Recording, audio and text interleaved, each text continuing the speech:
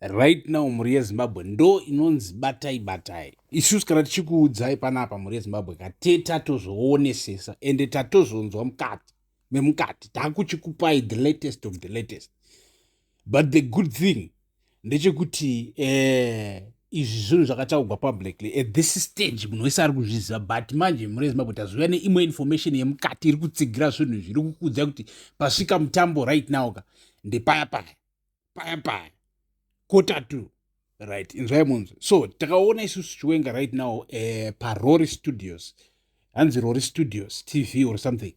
Rory Studios, if you go on YouTube you will find this long video of a speech yakapiwa naChiwenga kusura nezuro adidi. So you will find in fact nezuro yakapiwa naChiwenga a long speech, but in that speech pane paari kutaura nyaya yekuti vari kuda hondo. Apa ndo zvati vazhinji kwanzi kana uchida hondo inyaya yekuti unenge usati wambobverenyurwa usati wambokutwa nebara kana kudambugwa kana chigumbu kana chi anyways wosara uri chimupenyu, but unenge wanyatsoona kuti hondo haisi fun, hondo haina kuchipa. So why uchida kutanga chigandanga, why uri kuda kutanga musindo usina basa rose? Ngatimaintainei peace kuti tisire zvizvagwa zvichauya a legacy yepeace, right mhuri yezimbabwe.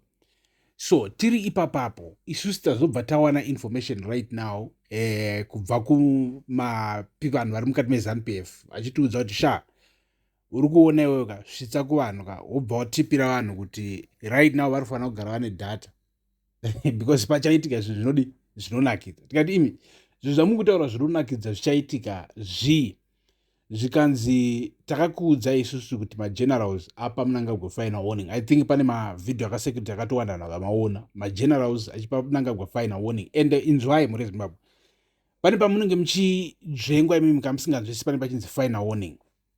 Magenerals avaendi kuna Mnangagwa achimuthreaten, anosvika achimuudza consequences from the military intelligence kuti this is what's happening on the ground, this is the survey that has been taken, because there is always survey going on yekuona kuti how peaceful the nation is and what threatens that peace in the near future, like 2 weeks, 3 weeks, 1 month, whatever. So that warning inenge ichinzi president, this thing that is happening right now, the Cape 3, my consequences are very like it's impossible for us to predict what will happen in the future, but there is a spectrum of possibilities that includes even chaos munyika, noise, violence and what zvisingadiwi zvezvo. Ndo zvirunzi it's a possibility pakupasa kweCape 3, because it seems like Cape 3 mune vanhu vari mukati even memilitary establishment vasiri kubvumirana neCape 3, mune vanhu vari mukati meZANU-PF even politburo vasiri kubvumirana neCape 3 according to masurveys anenge achiitwa nemilitary intelligence. So that speech yamuri kuona yakapiwa naChiwenga haisi kungonzi ispeech iri kungonzi yakaitwa, ispeech iri kuitwa because vari kuona kuti Mnangagwa ari kuramba kuteerera mawarnings. Do you understand that part? Chiwenga paipa ari kuudza Mnangagwa zvinhu zviripo kuti wangu usada kutanga chigandanga because chigandanga chine ropa mukati. Muri babata hati maintain peace. Ndaswai muchonzwa pakataura kuti hati maintain peace, wakabva ati nenyaya yekuti tinofanira kunzwanana kuti timaintain peace, because otherwise kana pakasava nekunzwanana atanga chigandanga ndiani anokwanisa kusava Mnangagwa anosumudza ruoko rwekuita noise wekutanga, but iye ndiye achitanga chigandanga ichi nenyaya yekuda kubatirira mamwe magandanga. Handiri kupa understand. Moona mhuri yeZimbabwe manje ka pane statement 1 ratoda kumbokureminda rakataurwa navaMnangagwa pachavo. That statement seems like vaMnangagwa vari kukangamwa that statement, vari kukangamwa uchenjeri huri mustatement ravakataura iroro. Vakataura vachitivo vangasati vatomba president, hanzi kana ukarota nyika ino isingachatongwi neZANU-PF muka ubike doro, kana kwai usanyengegwa nemukadzi wako muvete mumba uchiudzwa kuti kwai iwe wapresident wofunga kuti uchamuka uri president. Istatement raMnangagwa ravaitaura iro, statement rinokutaridza kunzwisisa kwavo, kungwara kwavo kuti unogona kuvata mumba mako mukadzi wako wokuudza zvaari kukuudza, because I mean murudo kana muchidanana nemukadzi wako memuchiudzana twese muchipanana ino izvi confidence iwe ndiwe manje haundokuziva I know unozviita handiti.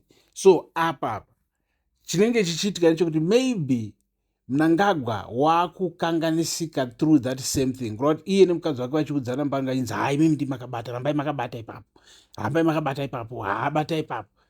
Achinyengegwa ndimi baba manje, siyana nevana Chiwenga, ndivana Mainina. Kana inonzi kana anga ane ropa roumambo akadotora paya paakadipa, anga ari general, why akakuisa imimi? Akatoona kuti imi ndimakakonzera. Iye haana kukonzera, handiti. Muchivharana muri mudheni, handiti. Aiwa, kusimbisana, toziva ndozvochiitika mumadheni, handiti. Simbisana. So, wakukangamwa iwewe kuti genga rako roseri igenga remagandanga, handiti.